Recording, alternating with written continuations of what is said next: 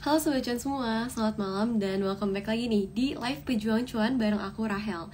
Dan hari ini kita tuh bakalan belajar soal equity crowdfunding. Gimana sih caranya kita bisa jadi pemilik bisnis dan investasi cuma mulai dari 500.000 aja.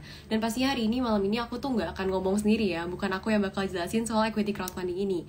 Tapi kita tuh bakal kedatangan bintang tamu yang pastinya udah expert banget nih di bidangnya, yaitu Pak Erik Wicaksono yang merupakan CEO dari Udana.id. Nah, tapi sebelumnya aku juga mau umumin nih, kalau hari ini tuh ada giveaway OVO 500.000 buat 5 orang pemenang. Lumayan banget kan ya, buat nambah-nambah uang makan sehari-hari nih. Nah, syaratnya tuh ada beberapa, tapi gak muat nih di pin komen. Jadi mungkin aku bacain dua dulu aja ya, yang bisa kalian lakuin sekarang. Yang pertama, kalian harus follow dulu nih IG @udana.id. Yang kedua, kalian harus screenshot IG live ini, dan juga share di story. Dan jangan lupa untuk tag udana.id dan juga tag @caricuan.official dengan caption IG live dengan hashtag kamu bisa aman. Nah, sebelumnya aku accept dulu.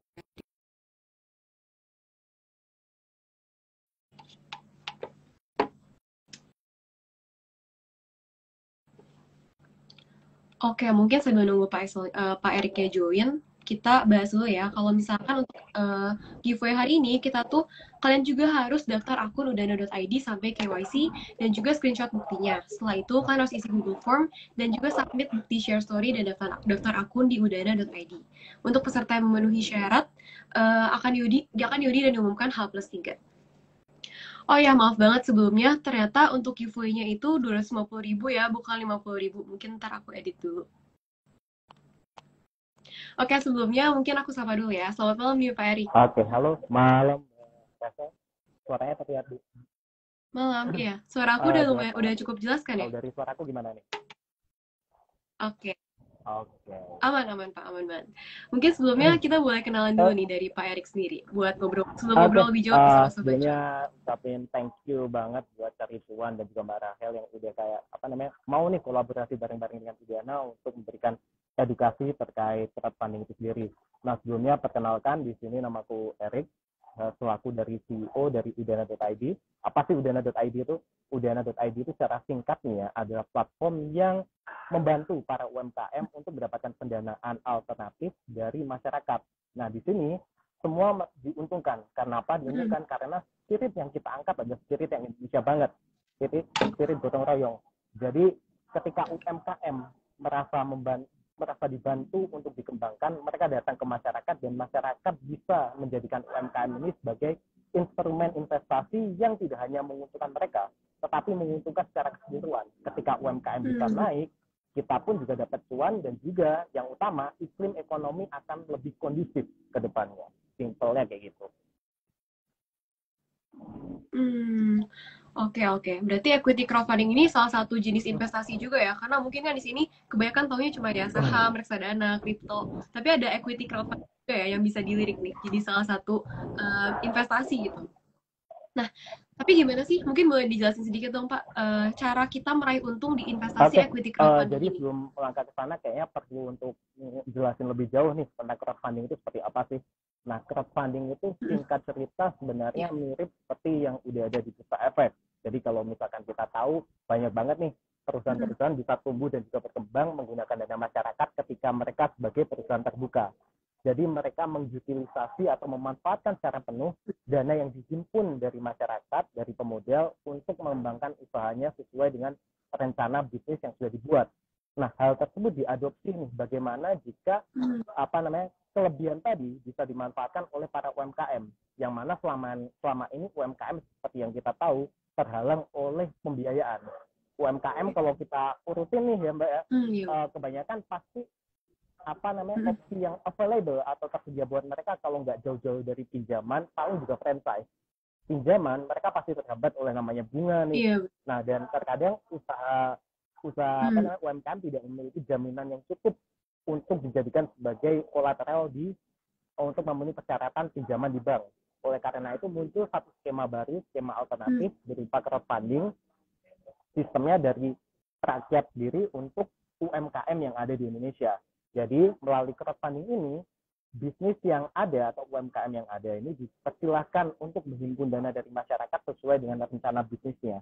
Jadi apa yang udah established atau udah dibangun oleh pasar modal, kita adopsi, kemudian sistemnya kita coba adaptasi untuk UMKM, kita bikin sesimpel mungkin sehingga UMKM tadi bisa menghimpun dana, dan juga UMKM ini bisa bertransformasi secara penuh nih.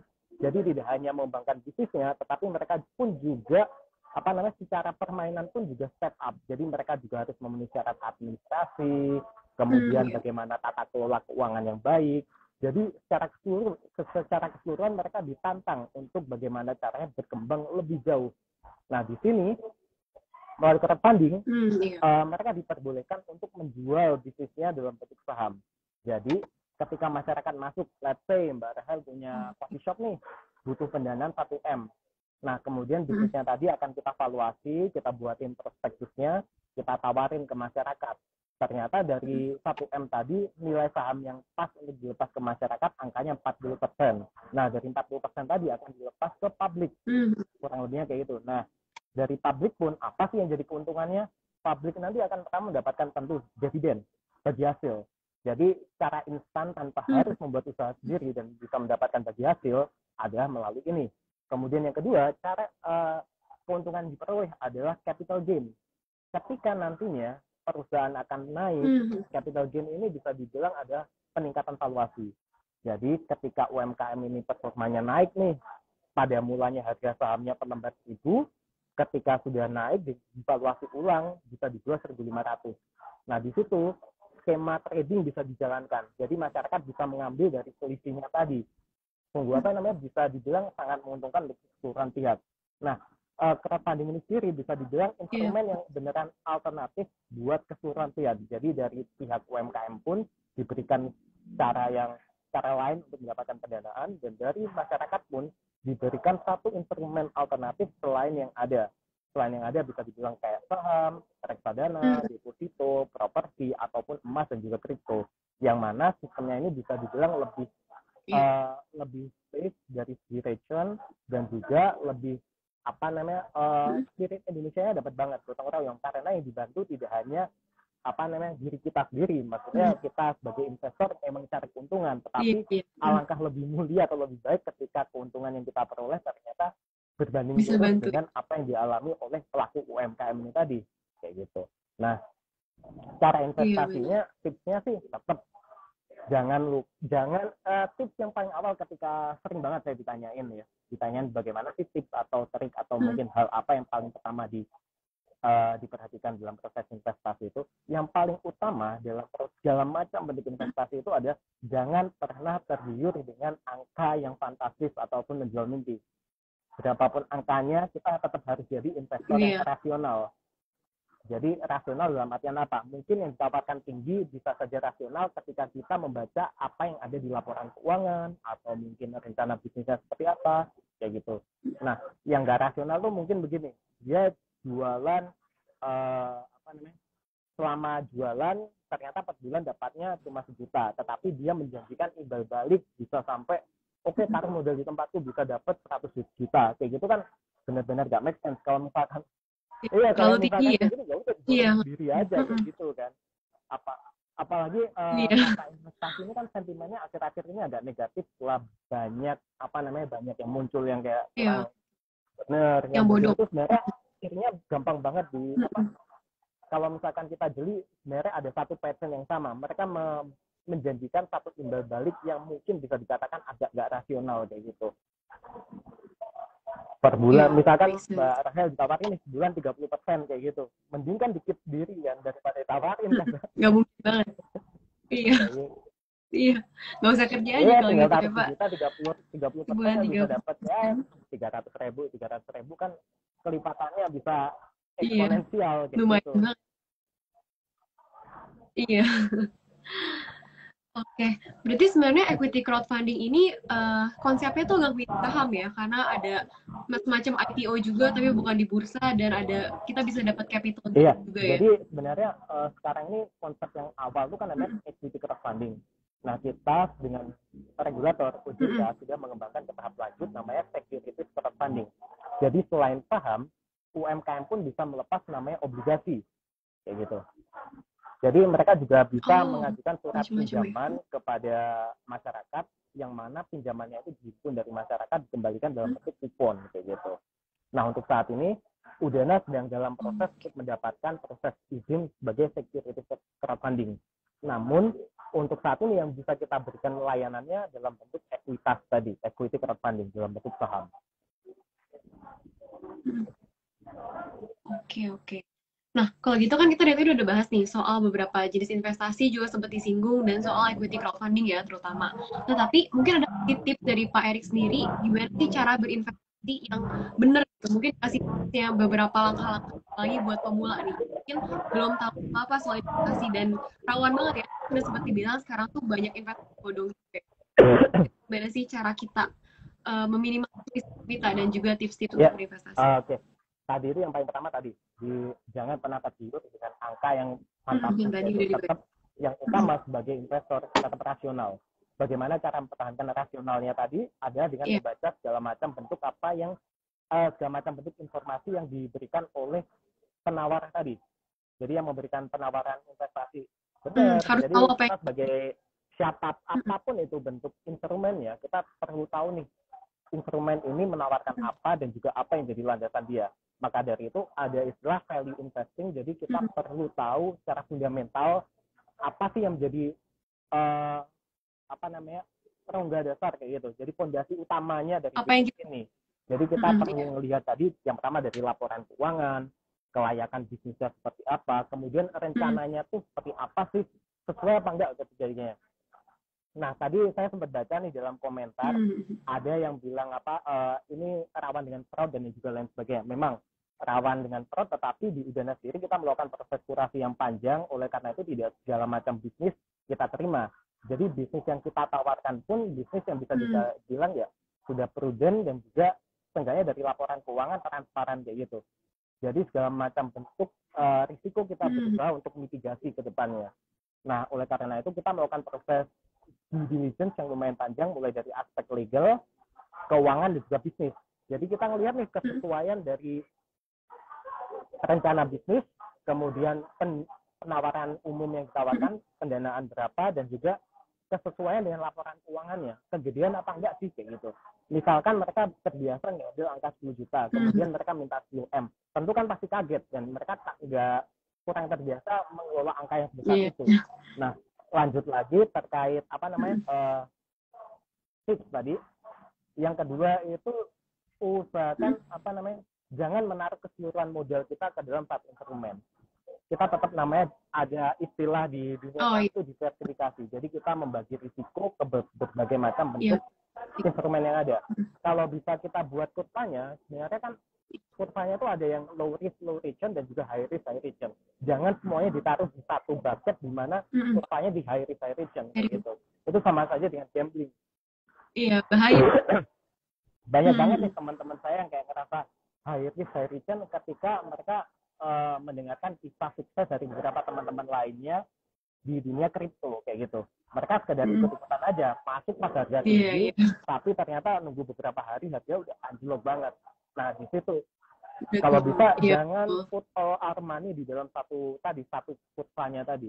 Kalau bisa ya harus kita bagi sesuai dengan risikonya. Ada di yang risiko rendah, kemudian risiko yang tinggi. Kemudian yang ketiga, kalau bisa mulainya jangan langsung banyak sih. Jadi untuk membentuk mindset dan juga mentalnya tadi, mental investor itu sebenarnya nggak segampang yang kita pikir. Ketika kalau misalkan kita nggak terbiasa dengan namanya investing atau mungkin trading, ketika ngelihat harga turun dikit, itu udah jantungnya udah kebangetan, udah kayak deg-degan banget. Gitu. Jadi kalau bisa ya dikit-dikit dulu kita bangun mental dan juga mindsetnya dulu. Jadi investing ini bukan sesuatu yang bisa kita peroleh dalam waktu singkat.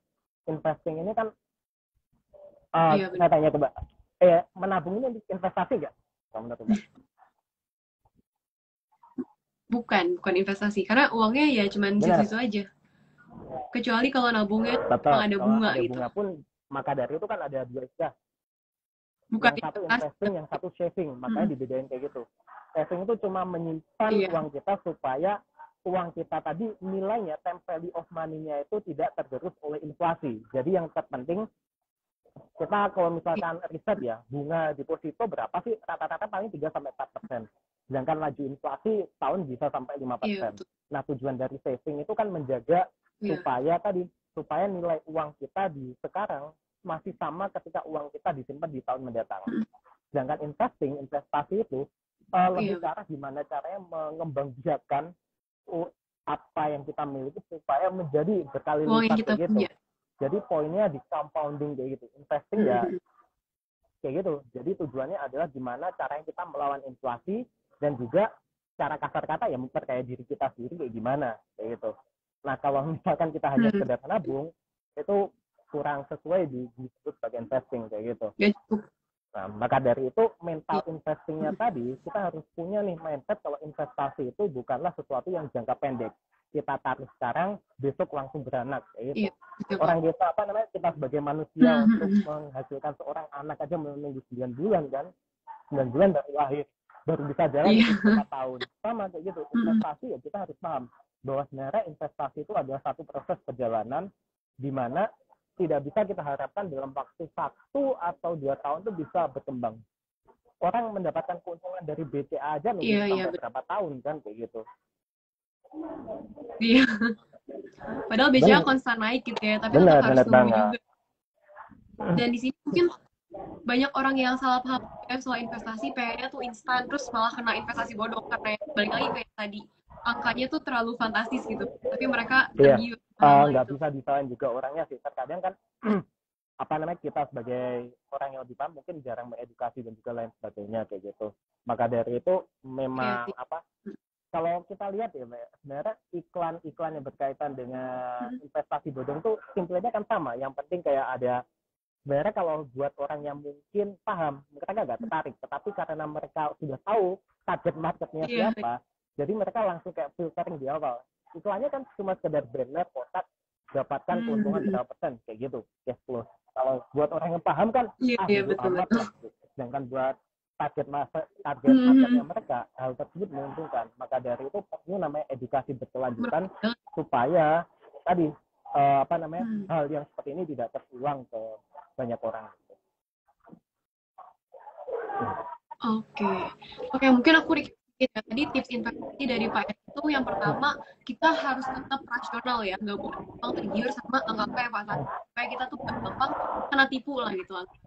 Dan yang kedua kita harus bisa diversifikasi kita, karena kalau misalkan kita investasi itu tuh bisa semua ditaruh di yang high risk semua karena itu ya, tapi kalau misalkan yang low risk semua itu sayang juga buat aset kita, nggak bisa bertumbuh secepat itu. Jadi kita banyak-banyak lihat peluang yang ada. Nah, kalau mungkin dari Pak Erik, aku mau nanya nih, kalau Pak Erik sendiri diversifikasi asetnya tuh gimana sih? Diversifikasi tentang itu ya, pembagian asetnya tadi ya, pembagian portofolio investasinya tadi ya. Diversifikasinya yang pertama tadi lihat seberapa liquid dari aset yang kita beli atau instrumennya. Liquid itu dalam artian seberapa cepat sih asetnya bisa dicairkan kayak gitu. Nah, aset yang biasanya paling cepat dicairkan tuh yang sifatnya low risk kayak gitu. Maka dari itu penting banget untuk membagi tadi. Klasifikasiin aja berdasarkan resikonya kayak gitu. Mungkin nanti kita bisa sharing konten. Di sini ada juga beberapa konten yang terkait risikonya saya juga ada gambarnya, cuma karena ini di HP mungkin nggak bisa di showing gitu. Jadi contoh investasi yang bisa dibilang risikonya rendah kayak deposito atau reksadana pasar uang kayak gitu bisa dibilang risikonya lebih rendah. Sedangkan risiko yang tinggi itu adalah saham dan juga mungkin properti juga bisa dibilang tinggi karena apa? Properti emang banyak orang yang bilang harga pasti naik, tetapi apakah daya beli dari orang-orang juga naik gitu. Anggaplah harganya sekarang 1M, tahun depan 2M, tapi orang yang beli yang angka segitu kan belum tentu ada juga, pastinya belum selalu ada. Maka dari itu saya juga klasifikasiin properti itu sebagai aset yang liquidnya di tengah-tengah kayak gitu. Nah, yang risikonya mungkin agak menengah itu kayak P2P lending dan juga crowdfunding ini bisa dibilang masih menengah. Kemudian obligasi yang dikeluarin negara itu juga menengah. Saham itu kalau blue chip bisa dibilang masih agak tinggi, tapi yang paling tinggi adalah saham gorengan sih, saham-saham yang kita dapat infonya kayak gitu, saham-saham yang tiba-tiba dari gocap bisa 1.000 tiba-tiba turun lagi ke gocap itu tinggi banget gitu. Iya. Gitu. Jadi yang penting tadi kita klasifikasiin based on resikonya. Jadi risikonya ada yang rendah dan juga ngelihat dari seberapa liquid sih instrumen investasi tadi kayak gitu. Oke. Nah, kan karena kita udah dibahas tuh tadi beberapa kan mulai dari yang low risk sampai yang high risk, mungkin ada nggak sih tips dari Pak Erik sendiri nih? Karena kebanyakan kan audiens dari ini kan mungkin ya atau mungkin Gen Z. Nah, dan biasanya kita tuh anak-anak kuliahan gitu, ya uang terbatas juga dan kita nggak bisa punya.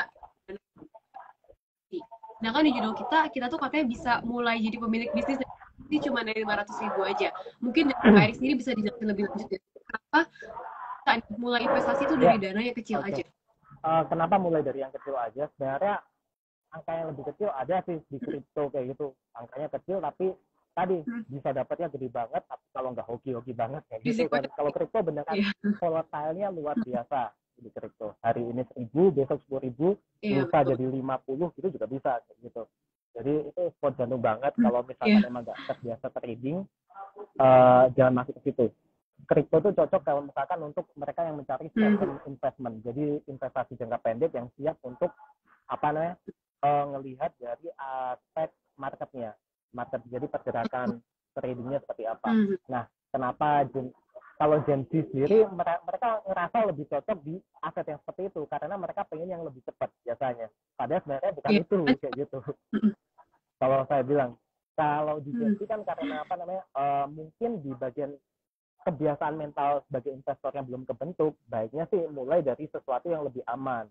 Deposito mereka nggak sabar. Deposito kan cocoknya buat yang dananya udah gede banget kayak gitu kan, misalkan 1 M atau berapa itu cocok karena low risk low return. Nah untuk sekarang crowdfunding B2C itu masuk ke menengah itu cocok. Kenapa cocok? Karena kalau dibandingkan yang lain mungkin mereka hanya sekedar memiliki saham aja. Kalau di crowdfunding di Udana sendiri di tempatnya kita juga menawarkan aspek yang lain nih.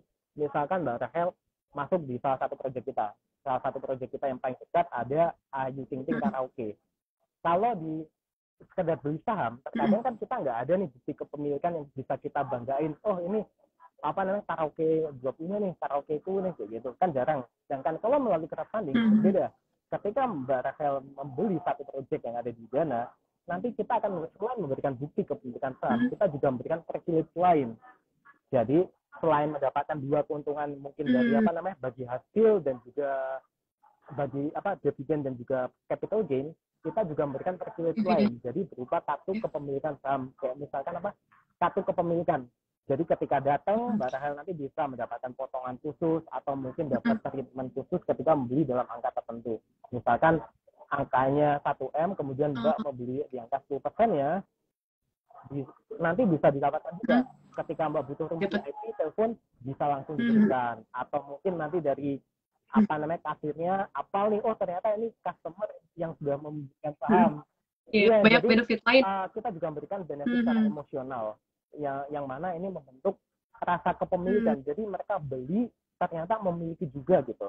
Nah hal ini kan terkadang yang absen untuk beberapa instrumen investasi. Nah, sedangkan di kita mencoba untuk menghadirkan tadi sesuatu yang hilang tadi. Jadi ketika kita beli bisnis, kita beneran merasakan kalau ini bisnis milik kita. Jadi tidak hanya merasakan bagi hasil atau mungkin keuntungan dari capital gain, tapi kita juga merasakan kalau misalkan kita akan di-treat selayaknya pemilik dari usaha tersebut. Gitu. Iya.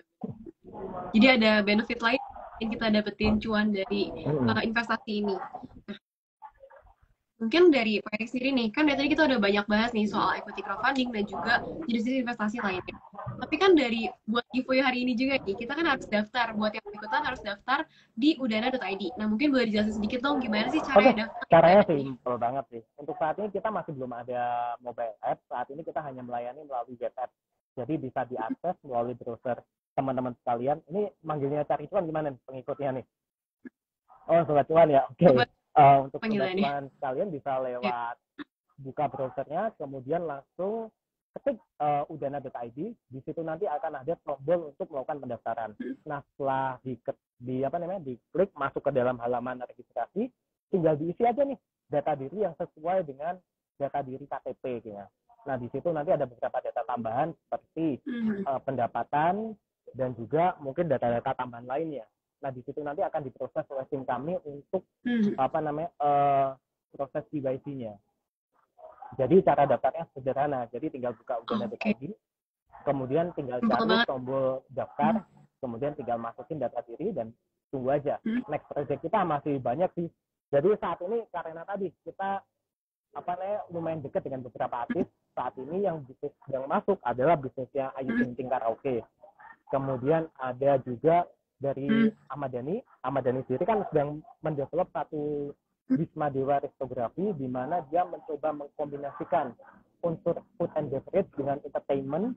Jadi bisa nanti menghadirkan ambience yang mirip dengan di rumahnya kayak gitu, dewa banget. Jadi kemudian ada juga project dari Once, vokalisnya Dewa Siri, dan juga ada project-project lainnya yang sedang antri kayak gitu. Jadi untuk saat ini banyak dari teman-teman artis yang siap untuk membantu kayak gitu. Oke. Berarti menarik banget ya untuk potensi investasi di Udana ini, dan daftarnya juga ikut teman yang mau ikutan giveaway OVCON nih lumayan banget kan. Kalian bisa langsung aja daftar di Udana, dan nanti mungkin aku taruh di posan di post hasil IG buat. Oke, mungkin ada, kita sekarang jawab beberapa pertanyaan audiens ya. Mungkin nanti ada banyak yang komen. Oke, boleh tolong bantu pilihin sekalian, Mbak. Oke, mungkin tadi bahas sedikit nih ya soal Ayu Ting Ting Karaoke. Ada yang bilang Ayu Ting Ting Karaoke boleh dia ada inovasi apps, bisa di bisnisnya ada potensi berkembang. Dan Oke, ini sambil promosi dikit soal Ayu Ting Ting ya. Jadi Ayu Ting Ting Karaoke ini agak berbeda dengan karaoke yang ada seperti karaoke artis lainnya. Karaoke Ayu Ting Ting ini lebih ngefokusin untuk ke kota-kota yang bukan kota besar. Jadi dia ada konsep namanya Ayu Ting Ting Express. Cuma sekedar ini mah nggak sampai turun kayak gitu.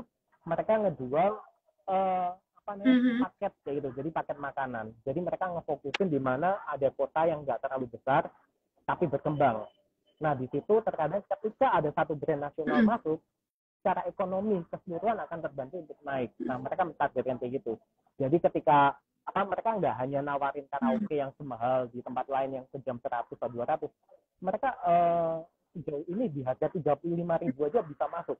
Jadi mereka berusaha semaksimal mungkin untuk menghadirkan satu karaoke yang merakyat kayak gitu. Jadi orang nggak sungkan untuk masuk, nggak takut untuk masuk, duit berapapun kayak bisa masuk kayak gitu.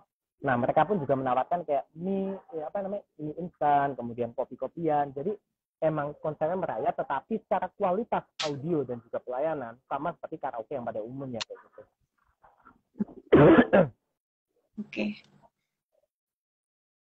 Oke, nah mungkin ini ada pertanyaan juga nih dari kolom question. Apa sih yang membedakan dari platform aplikasi yang udah isi app lagi maksudnya? Oke. Yang paling membedakan tadi seperti yang sudah saya jelaskan di awal tadi, kalau di platform lain mungkin mereka tidak memberikan rasa kepemilikan tadi. Jadi masih ada satu yang kita sebagai investor merasa nggak dilindungi karena cuma mendapatkan mungkin laporan keuangan atau mungkin capital gain dan juga dividen. Sedangkan di Udana kita sudah semaksimal mungkin memberikan transparansi penuh. Jadi nanti di platform kami juga bisa dilihat nih tiap bulannya progresnya seperti apa. Kemudian yang kedua, kita berusaha memunculkan kembali rasa kepemilikan bahwa bisnis ini itu adalah milik kita sebagai investor. Tadi dengan caranya apa? Untuk proyek-proyek setiap proyek memiliki benefit dan juga privilege-nya yang masing-masing.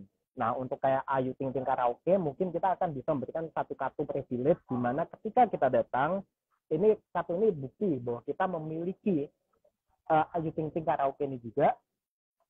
Dan setiap kita melakukan transaksi di situ mungkin bisa dapat potongan, bonus, atau mungkin pelayanan ekstra lainnya. Jadi yang membedakan kita dengan tempat lain itu tadi. Kita berusaha memunculkan tadi sesuatu yang absen atau hilang dari tempat lain, yakni rasa kepemilikan tadi. Oke. Berarti bedanya itu ya, rasa kepemilikan dan juga tadi. Jadi kita tuh tadi, ya. Lebih kakak. Iya. Oke. Semoga menjawab ya buat yang nanya. Nah, ini ada ada pertanyaan lagi nih Pak. Bukan pertanyaan sih, dia kayak ngomong kalau misalkan di ECF kurang soal keamanannya. Nah, jadi mungkin boleh dijelasin sedikit nggak apa aja sih risiko yang ada di investasi ECF? Oke, gimana tadi pertanyaan risiko di ICF ya, di SCF itu sendiri seperti apa ya? Oh, jadi ini ada yang memberikan katakan kalau katanya ini dia merasa ECF ini kurang aman karena investor nggak punya power. Kalau nah dari sisi Pak, jadi mungkin boleh dijelasin ya ada risiko-risiko apa sih dari investasi ETF ini? Oke. Tadi kan saya udah jelasin banyak kelebihannya tuh, kelebihan tentang kerapaan ini seperti apa. Nah, dari segi risikonya sendiri, risikonya sama seperti kebanyakan perusahaan di perusahaan terbuka atau sama seperti di pasar modal. Jadi bila perusahaan bangkrut, risiko kehilangan modal itu ada. Hanya saja kita sudah berusaha untuk menghasilkan satu standar prosedur apabila hal paling buruk ini terjadi adalah kita akan berusaha melikuidasi dan juga memaksa dari si pemilik bisnis untuk membeli kembali saham yang sudah beredar di masyarakat. Jadi ketika perusahaan ini bangkrut, kita akan menekan semaksimal mungkin dengan SOP dan juga perjanjian yang sudah disepakati dengan pebisnis tadi untuk membeli kembali saham yang sudah dibeli masyarakat. Sehingga kita berusaha semaksimal mungkin nih menghadirkan rasa aman dan juga nyaman kepada investor agar ketakutannya tadi hilang. Jadi salah satunya itu. Kemudian risiko yang kedua emang tidak dapat ditaatkan kapan saja. Kenapa? Karena dari segi aturan dari OJK sendiri hanya memperbolehkan kita untuk membuka pasar sekunder setahun selama 2 kali. Pasar sekunder ini sama seperti yang ada di Bursa Efek adalah kita berhak menjual kepada orang lain yang ingin masuk ke dalam bisnis ini. Nah, kayak gitu. Jadi mirip kayak trading kayak gitulah. Misalkan Mbak punya saham 1.000 tadi. Kemudian pada pasar sekunder itu diperbolehkan untuk menjual kepada masyarakat yang ada di luar kayak gitu. Nah, pada saat pasar sekunder ini aset kita menjadi lebih liquid. Kemudian yang ketiga mungkin yang jadi risiko kebanyakan bisnis adalah kita sebagai investor bergantung banyak kepada pemilik bisnis untuk menjalankan bisnisnya secara sustain, secara berkelanjutan, untuk going concern kayak gitu. Jadi semaksimal mungkin karena sifat saham ini ada mengikat investor sampai akhir hayat, jadi kita ya semaksimal mungkin berharap untuk perusahaannya jalan sepanjang hayat kita juga kayak gitu. Nah, resiko yang mungkin ada adalah adanya ketidakcakapan dari pemilik bisnis untuk mengelola bisnis tadi seperti apa. Nah, risiko tersebut mungkin sudah kita bantu kurasi dengan tadi. Kita bantu mitigasi dengan cara melakukan proses kurasi. Jadi kita tadi melihat dari aspek legalitas, aspek keuangan, dan juga aspek bisnis. Jadi kita juga melihat nih siapa orang di balik bisnis tadi. Nah, kenapa kita mencoba mendekati beberapa brand artis? Karena kita merasa nih brand artis ini kalau misalkan bisnisnya jatuh, mereka pun juga ikutan jatuh. Maka dari itu mereka pasti berusaha semaksimal mungkin agar menjaga nama mereka pun juga tetap baik. Oleh karena itu kita juga percaya itikat baik dari pemilik brand ini supaya bisnisnya tetap going concern atau berjalan secara berkelanjutan gitu. Iya. Oke, berarti bisa dibilang sebenarnya cukup aman ya. Karena dari Udana sendiri juga udah mengoperasi bisa mungkin mungkin kabur gitu. Iya. Risiko selalu ada, tetapi kita berusaha semaksimal mungkin untuk memitigasi supaya meminimalisir banget efek yang terjadi kayak gitu. Kita juga nggak mau prinsip kita sih everybody happy. Jadi kita nggak ingin cuma satu pihak diuntungkan. Kalau bisa ya keseluruhan pihak merasakan manfaat secara ekonomis dan juga emosional dari adanya crowdfunding ini kayak gitu. Oke, nah mungkin ada next pertanyaan nih. Ada yang tanya, listing di Udana mau buka outlet di mana aja ya? Saya gimana kurang jelas Mbak?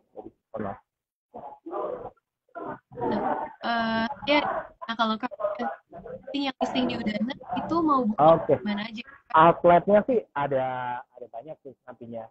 Cuma yang paling dekat ini Ayu Ting Ting Karaoke berusaha untuk membuka yang pertama di Tanjung Selor. Mereka melihat ada potensi di sana karena apa? Karena di Tanjung Selor sendiri adalah ibu kota dari Provinsi Kalimantan Utara. Nah, apabila mereka mencoba mencari hiburan, mereka harus ke Tarakan dulu nih, naik speedboat 1,5 jam. Sedangkan pemerintah sana, Pemprovnya lagi getol-getolnya untuk meningkatkan perekonomian di sana. Nah, di sana seingat saya ada satu kafe rame banget. Kenapa rame? Karena cuma satu kayak gitu. Nah, kalau nanti Iya, ada betul. karaoke ini, Minim. kita yakin banget optimis kalau di sana bakal rame. Dan di sana pun dari pemdanya mendukung, nanyain gak sabar, kapan nih mau dibangun, kapan mau kita listing kayak gitu. Kemudian kita juga ada beberapa project dengan kerjasama dengan City Mall. City Mall sudah akan dalam waktu dekat ini akan menandatangani sebuah kesepakatan. Di situ akan dibangun outlet yang bermitra dengan Udana nantinya. Kemudian kalau restografi kita sedang menunggu nih antara di Bogor atau mungkin di Pejaten. Gitu. Oke, mungkin boleh dicatat ya udah tertarik nih. Boleh dicatat lokasinya di atau bisa datang. Mungkin benefit-benefit yang tadi udah disebutin nih, Bapak. Oke, nih mungkin kita ada yang lain. Kalau Udana itu udah diawasi OJK. Oh, bukan cuma diawasi, kita diberikan izin, diawasi dan juga di bawahnya OJK langsung. Jadi kita tepat pada bulan Maret 2022 kemarin baru saja mendapatkan izin dari OJK untuk melakukan proses operasional. Jadi kita memang berada di bawah pengawasan OJK secara langsung. Oke, berarti aman banget ya diawasi OJK juga. Jadi kayak nggak perlu 2 tahun gitu. Iya, pasti. Jadi nggak usah takut teman-teman yang investasi di Udana udah pasti aman banget. Nah, ini gimana sih Pak? Oh ada. Kalau misalnya equity crowdfunding, gimana sih caranya untuk cek platform yang udah jalan tuh berapa banyak dan apa aja sih yang platform crowdfunding yang udah ada banyak sih, ada beberapa teman-teman yang lain yang berada dalam satu asosiasi yang mana itu platform lain, mungkin kayak LandX, Bshare, Prodana, Santara, kemudian ada juga Syafiq itu untuk yang syariah kayak gitu. Jadi kurang lebih untuk saat ini yang berizin masih sedikit nih, hanya 10. Sedangkan yang ongoing proses berizin ada di angka 50-an kayak gitu. Jadi masih terbatas banget ini. Banyak banget ya. Dan setiap masing-masing itu punya marketnya sendiri. Jadi mereka memfokuskan untuk hal-hal yang berbeda. Misalkan Bshare fokus di franchise, kemudian untuk Prodana di kos-kosan, LandX di properti kayak gitu. Oke, mungkin kalau dari Udana sendiri fokusnya supaya investor yang mau join tuh nggak salah gitu, karena sesuai sama plan mereka. Untuk saat ini plan investasi mereka. Di belakang nama besar para artis secara jujur kayak gitu. Jadi kita bekerja sama dengan para artis untuk menumbuhkan tadi.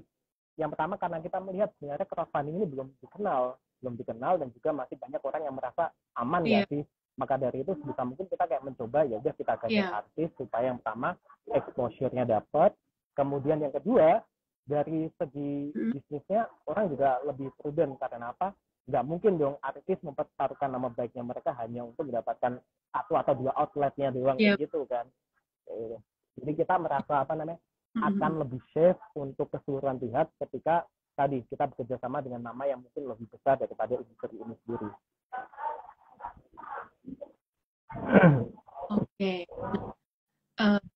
Mungkin nih next lagi dia bilang nih kalau investasi di ECF itu lebih berisiko pada investasi di BI. Pak Erik sendiri tuh setuju pasti atau nggak setuju? Karena kayak ngobrol dia tuh udah aman banget, kayak emang beda aja. Risikonya sih bisa dibilang agak mirip sih. Soalnya risiko tadi muncul dari bentuk seberapa tajam analisa kita terhadap apa yang sudah kita pahami kayak gitu. Nah, risikonya kan tadi bisa dibilang gimana ya, mirip-mirip tetapi juga beda kayak gitu. Nah, kalau misalkan kita dalam salah mengartikan risiko tadi kemudian mengambil salah langkah misalkan di saham, risikonya kan juga serupa. Mungkin dia lebih liquid, tetapi kita salah melihat dari aspek grafiknya kayak gitu. Mungkin ngelihatnya naik, pas naik kita beli ternyata turun atau kita nggak memperhatikan hal yang lain juga sebenarnya sama aja. Jadi nggak saya sendiri juga agak kurang bijak sih rasanya kayak membandingkan yang kayak gitu dari segi perbandingannya. Tetapi kalau misalkan saya boleh bilang risikonya dari pasar modal ada yang berisiko banget, ada yang risikonya ya lumayan berisiko. Sama di crowdfunding itu sendiri ada yang berisiko banget, ada yang agak berisiko kayak gitu. Jadi tergantung dari siapa perusahaan di baliknya, kayak gitu aja. Misalkan kita di pasar modal ngambilnya saham sedikit, mungkin risikonya lebih rendah daripada kita ngambil saham yang saham pom-pom kayak gitu, saham gorengan. Sama seperti di crowdfunding itu sendiri. Ya. Kalau misalkan kita ngambilnya bisnis yang mungkin sudah proven, kita sudah baca laporan keuangannya dan juga sudah berdiri lama, mungkin risikonya jauh lebih rendah daripada kita mengambil bisnis yang baru berdiri 1 atau 2 bulan kayak gitu. Iya betul. Nah berarti sebenarnya itu balik lagi ya ke investor sendiri, dia mau belajar invest atau enggak, karena kan dia tahu dia invest otomatis kecil kan, dia udah tahu juga apa yang dia beli. Nah mungkin karena udah nggak ada yang nanya lagi, aku mau nanya ini soal kalau kita tuh penting banget nih untuk membangun mental dulu sebelum mulai berinvestasi. Nah ada tips nggak Pak Erik gimana cara kita membangun mental? Karena sampai sekarang pun walaupun kita investasi tetap goyah-goyah dikit gitu ya. Paling utama untuk dalam membangun mental ya kita biasakan untuk membaca proposal, prospektus dan juga mengikuti dari perusahaan yang mungkin kita investasikan. Let's say misalkan kita mau berinvestasi di saham teknologi kayak gitu, saham-saham startup atau teknologi, berarti kita juga selain membaca laporan keuangannya yang mana dia state akan rugi 5 tahun, kita pun juga harus ngikutin nih perkembangan dari industrinya seperti apa. Nah, salah satu hal yang paling penting tadi mentalnya adalah mental untuk mengetahui lebih lanjut supaya bisa menganalisa lebih tajam.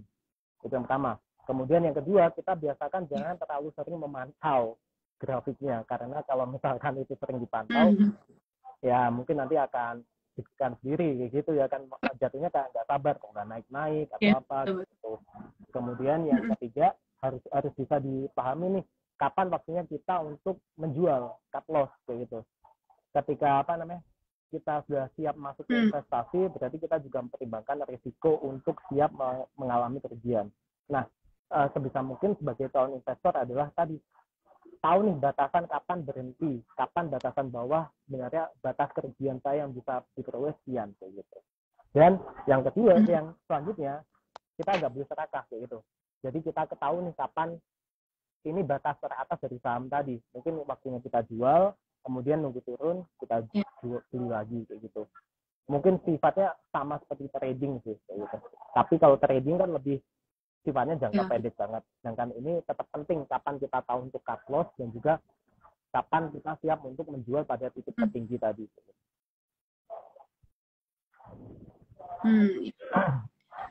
Oke. Nah, juga teman-teman ya cara kita manage mental kita nih dalam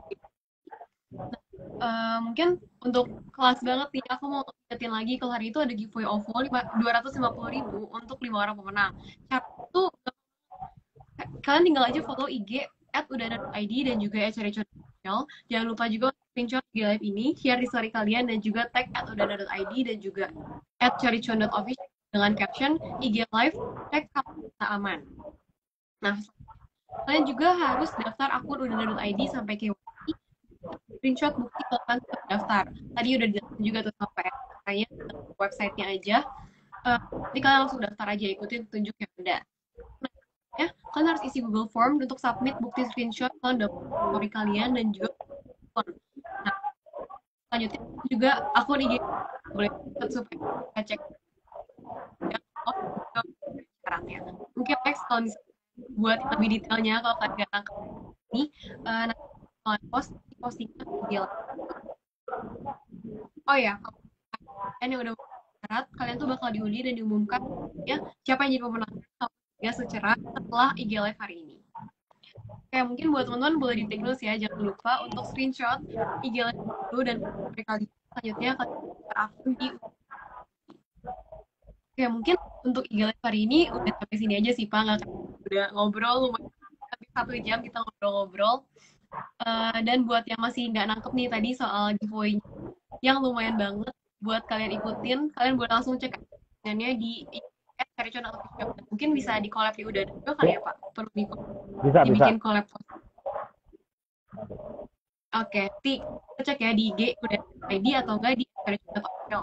Gampang banget IG-nya, gampang banget caranya dan kalian bisa langsung dapetin OVO. Lumayan banget. Oke, thank you banget Kak udah ngobrol-ngobrol sekitar hampir 1 jam nih dan kita udah dapat banyak ilmu soal juga soal tips-tips investasi. Ya, Lagi thank you. dari saya juga ngucapin thank you banget buat Mbak Rahel yang udah interaktif banget nih buat menggali dan juga membantu supaya kita lebih membantu bisa masyarakat teredukasi secara penuh, dan juga thank you buat kolaborasi malam ini. Gak sabar nih buat kolaborasi kedepannya gimana lagi antara Udena dan juga Caripuan. Iya. Oke, thank you Pak. Ya, Aku thank end ya ini you. live-nya. Sehat selalu ya Mbak. Malam.